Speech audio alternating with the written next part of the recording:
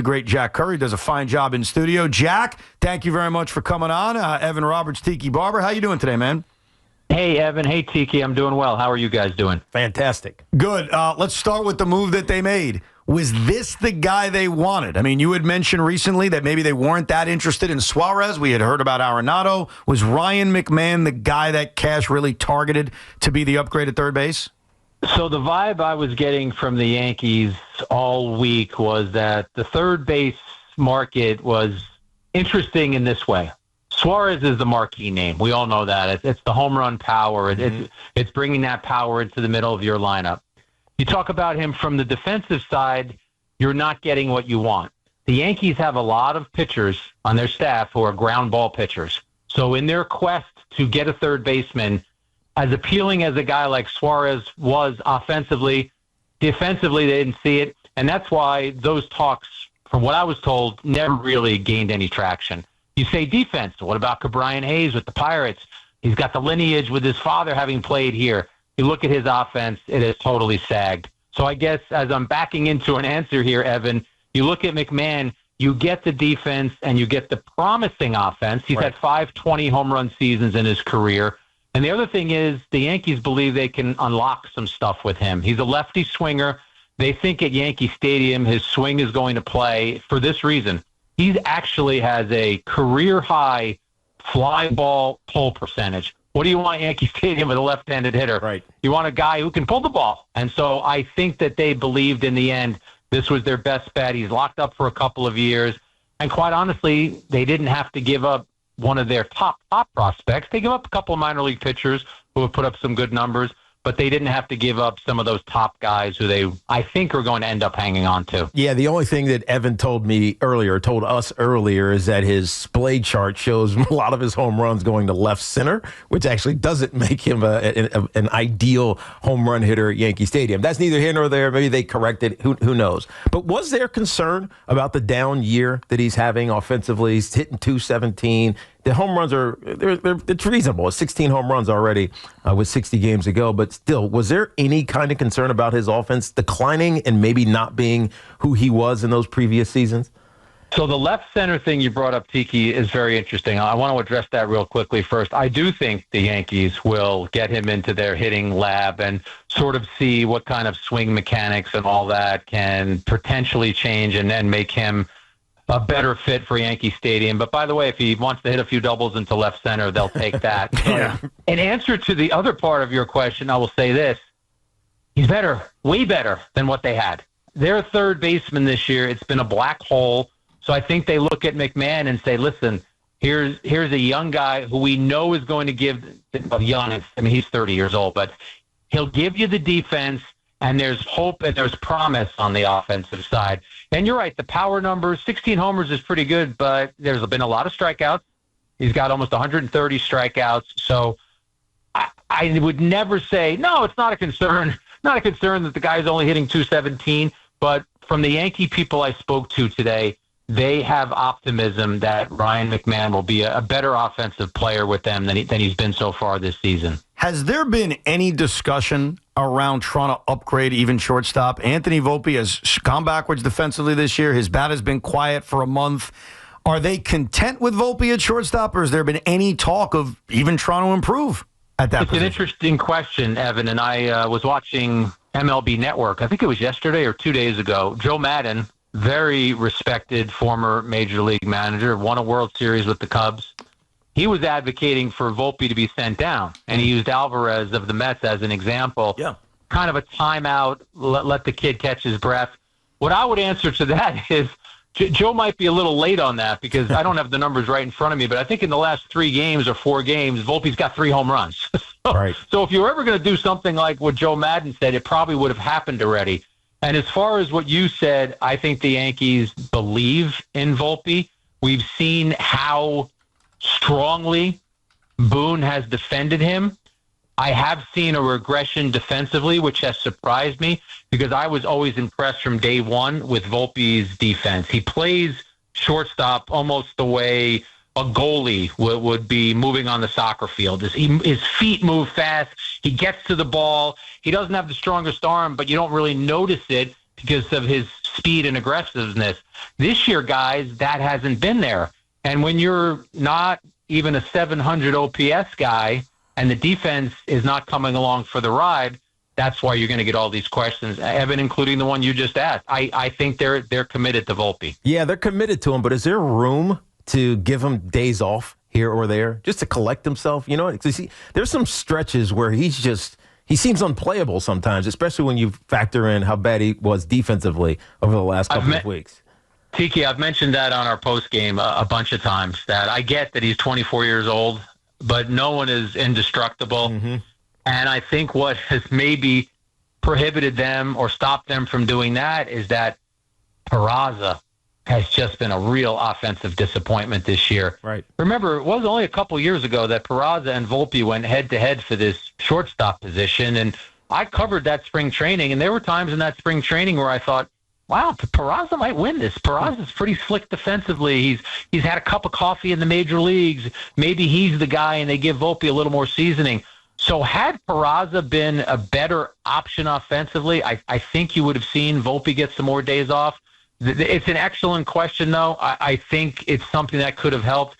Guys, I know from talking to the likes of Paul O'Neill and John Flaherty and David Cohn, these guys that I work with all the time, sometimes you just need a mental break. Yeah. Sometimes that mental break gears you up where I don't have to think about baseball today. I'm not playing today. I can work on some stuff in the cage. So I'm in agreement with you that I think that's something that could have happened along the way. We're talking to Jack Curry, Yes Network. Post-game coverage tonight after the Yankee game. Regular games on Apple TV. Both games Saturday and Sunday will be on Yes. Spencer Jones may not have room to play at the major league level right now, but does there come a point where he's tearing up AAA at such a crazy level that he almost forces the Yankees to figure something out to get him up here? So it's interesting that you say that, Evan. I work with guy named Connor Foley at the Yes Network, and he's our minor league guru. He used to cover Scranton as a newspaper writer, and now he works with us at Yes. He was tweeting about Spencer Jones yesterday, and sort of tongue-in-cheek, because I don't have the answer to your question. I said, does Spencer force their hand? So I was thinking the same thing as you yesterday. And excuse me, guys, Tiki knows this as an athlete. Make the team's decision hard. Right. Force them to make a decision on you. Keep playing the way that you're playing. And if I can sit here right now as a studio analyst and say, well, how do you fit him in? I mean, Grisham's here and Domínguez has to play, and obviously Judge is going to play, and I think Bellinger should play every day. Keep playing the way you're playing if you're Spencer Jones, and who knows? Maybe there is a way that Spencer Jones forces his way in. I don't frankly know how that happens, but as I said, keep doing what you're doing and have that kind of renaissance. I know he's really impressed the organization, guys, because he's been willing to make changes. He's been willing to make adjustments. There were things that weren't working. And if you look at his stance from even a year ago and look at the stance that he's employing now at AAA, he's more hunched over. He's more wide open. And when you open your stance, you're seeing the ball better, and that's what I see with Spencer Jones. Yeah, no, it's been miraculous from 2024 to 2025 with both Double and AAA this year, only Double A year ago. But if he did come up, let's just say that he keeps knocking at that door, throws his big size, I'm sure it's like a 15-foot into the door and busts it open. Does that mean that Jason Domínguez might have to go down? Well, if we were playing hypothetically, Domínguez would be the player who has options. Yeah. So, yes. Do I think that's going to happen today? No. I know Domínguez recently had an 0 for 18, but I like what Domínguez has given the Yankees this year. If you remind yourself that he's 22 years old, we had a number when they played the Futures game at the All-Star game. Now, remember, this Futures game is kids who are on their way to the major league. So they're AA, AAA kids. I think there were 50 kids in the Futures game. I think half of them were older than Jason Domínguez. So it's just a reminder that Domínguez is here. He's going to take some lumps. There's going to be some hurdles and some obstacles. He's already conquered one of them. He was a black hole as a right-handed batter for the first part of the season. Now when he has gotten a chance to get some right-handed at-bats, they've been representative at-bats. I think he's gotten better defensively in the outfield. Is he Grisham or Bellinger out there? No, not even close. But I think he's gotten better defensively, too. Are Spencer Jones and Jason Domínguez untouchable at the trade deadline? I believe so. I'm not in those meetings with the Yankees. I don't know what kind of calls they're making, but I asked someone in the know not too long ago. I didn't include Domínguez, but I asked someone in the know about Schliter and Jones. And the person said to me, they would have to be overwhelmed to trade one of those two players. Overwhelmed means you're getting a big piece. You're getting a marquee piece. I'm looking at a trade list of guys in front of me right now, and it's somebody who obviously you'd be getting some years of control with. Mm-hmm. Would you trade Spencer Jones for a Clase or a Duran from the Twins?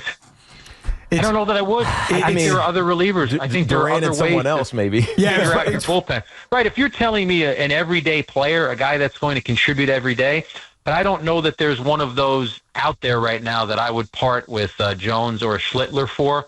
And guys, I got to tell you, I know that you've got to cover all sports on FAN. I don't know how much of Schlitler's 2 starts that you've seen, and granted, it's only 10 or 11 innings. Right.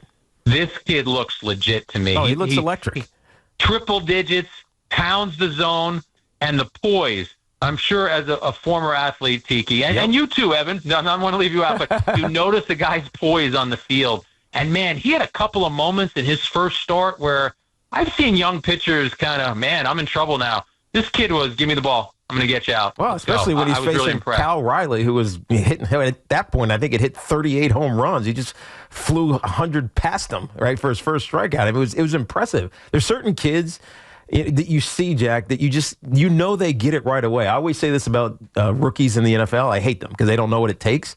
But a guy like Jeremy Shockey, remember when he first came here? Like, he got it immediately. You just knew he was going to be a star, and I feel that way about Cam. Now, we've gotten one move here with the Yankees. Brian Cashman told us that he was going to town. I don't think he's quite there yet, but what should we expect going forward for the next 6 days until the trade deadline? I knew you guys were going to ask me that, and I would have loved to. Well, actually, I would rather go on Yes and be able to say, they're getting this guy. But since I'm on WFAN right now, I wish I could tell you guys. Right. I will say this. They are going to get pitching. And in talking to some people this week, I tried to narrow some guys down. And the response I kept getting was the Yankees are casting a very wide net. They realize their bullpen needs to be fortified. So they're looking everywhere. They're looking at every player. And the other thing, as we've talked about, the Schlitlers and the Spencer Joneses, and forget Lombard Jr., they're not trading him. They're trying to thread that needle of, can you get an upgrade in an arm while giving up something that you feel makes the deal equitable for you? Right. So I think that's the position that they're in right now, guys. But you mentioned it. I don't think Brian Cashman, as veteran a GM as he is, would have had that press conference and said all the things he said and then gotten to next Thursday and said, well, this is our team. There's going to be more moves to come. What level of starting pitcher are we looking at? I mean, you've got a guy like Dylan Cease who may be out there. You've got more back end of the rotation arms. Like, what kind of level of starting pitcher do you think Brian's trying to bring in? So if you are talking about a guy like Cease, and I know it's a rental, and I know Gallen's a rental, and Merrill Kelly is a rental. Last year, Baseball America reported that no top 100 prospects were traded for a rental. So if you could get one of those guys that I just mentioned, now if you say to me you're trying to make a deal for Mitch Keller with the Pirates, who's got 3.5 years of control. Yeah, it's different. They're going to want your top, and they're legitimately in line to ask for a top guy. So again, I think the net is cast pretty wide, Evan. But I just know that there are some players that in the Yankees' eyes are off limits in turn. And I could be wrong. The other day, I'm going to be honest myself. The other day on Yes, I said that the Yankees were not overly exuberant about the third base options. I knew Suarez was definitely off to the side. I knew that Hayes. Now, I did put McMahon on the third least liked, so I guess I had that sort of right. I said they love his defense. You got some control, but they're wondering about the offense. They solved the offensive issue. In terms of the starting pitching, it takes one text, one phone call where somebody might put something in front of your nose and you say, wow, we really, them saying they really got to go and get that. Right. Would they view, like, if they could add a starter, and you mentioned that it wouldn't cost the top 100 prospect, especially if it's a free agent to be like a Merrill Kelly, would Cam Schliter become appealing as maybe the bullpen addition by moving him to the bullpen with the electric stuff he has? Almost like that's the bullpen addition, acquiring a starter and moving him and making him be a weapon out of the bullpen? Evan, you're talking like a GM. I love it. That's right. I actually had a conversation with someone today, and when I talked about starter versus reliever and Heel coming back and what does Heel's potential return mean, and the person I spoke with said, well, some guys will just move down. And you're right. Schliter could be that guy. I don't know what they're going to do with Stroman. Stroman's a veteran, very savvy, very cagey. If you're asking me right now, who do I think gives them a better chance to win a game, Schliter or Stroman? Kind of like what Schliter has done. And I'm talking about when Heel comes back, someone's going to have to be sacrificed. But, right. Evan, you bring up a great point. That stuff will play in the bullpen, and it also gives the Yankees something they don't have enough of, multi-inning guys. I mean, they don't have that because Cruz is down. Weaver is really the only guy you'll trust for a couple of innings. Boy, to have a Schliter come in, say, cover the 6th, 7th, maybe even 8th inning, and then go to a closer, that would be a weapon. Well, I was going to say, even though he's young, and we've been impressed by the 2 outings that he's been, when you look at his profile from a pitch standpoint, fastball, a little bit of sliders, it feels like a reliever. You know what I mean? It feels like someone who can get 3 outs or 6 outs if you need to, and him not being afraid of that moment is something that is exciting to think about. Now, in execution, we don't know. We've only seen him a couple of times. He got the mentality, and I'm going to do a little plug here. So whenever he pitches next, I forget if it's Tuesday or Wednesday, make sure to watch our pregame because you just talked about his arsenal, Tiki. Yeah. I got a little tip from somebody about something else that he's working on. So we're going to dig in on Schlitler's repertoire and something new That's called that a people tease. might be seeing that he's been working on. That's called a tease right there. Yeah, there you go. I like TV that, veteran Jack. Jacker. He knows what's going on. I like it. Saturday's coverage begins at noon. Sunday's coverage begins at 12:30 on Yes Yankees over the weekend against the Phillies. The top-end relievers, you mentioned briefly Johan Duran, Emmanuel Clase. I have no idea if those guys are going to be traded, but I've mentioned this in regards to the Mets and the Yankees. Both teams have closers who are free agents at the end of the year. And I don't know what Devin Williams is going to get paid. On the Mets side, Edwin Diaz has an opt-out. Luke Weaver's a free agent. Does that, if you're thinking long-term, if you're Cashman, is there appeal to not just acquiring a guy who builds a super pen this year, but kind of protecting yourself from the unknown of free agency, considering both Devin Williams and Luke Weaver are going to the unknown of free agency? I think when they're sitting in those meetings, Evan, I absolutely believe that you're right, that somebody brings that up, that somebody, if there might be someone in the room who's speaking against the deal and saying, well, how can we give up that player? And someone will say, well, you get closer X, not only for this year, but for the next 2.5 years. And you're right. That's protection against who knows what the future will bring. I absolutely believe that that's part of the dialogue. It has to be. Teams, not just the Yankees, teams would not be doing their jobs if they didn't have that as part of the dialogue. Right. One of the other rumors or speculation that you heard a couple of days ago, I believe, maybe it was even yesterday, is that teams are calling about Ben Rice. And look, the error is notwithstanding from the other day. It is what it is. He's not a first baseman. He's a catcher and a DH. We know this. But what is the likelihood that he gets moved or he stays? I saw that report. I think it was Joel Sherman who had that report. Yes. And I know other people have talked about scouts who have been following the Yankees, and then after a long spell without catching, suddenly Ben Rice was getting a couple of shots to catch. And was that just giving teams a little idea of what he can bring? I will say this about Ben Rice. I think when you have a kid drafted where he was drafted, I think he was drafted in the 10th or 12th round, and he puts in the work that he puts in, and he comes in this year, and this guy is hitting the ball as hard. Right. I think he's in top 7 or top 8 in the American League in hard hit percentage and barrel percentage, and his exit velocity.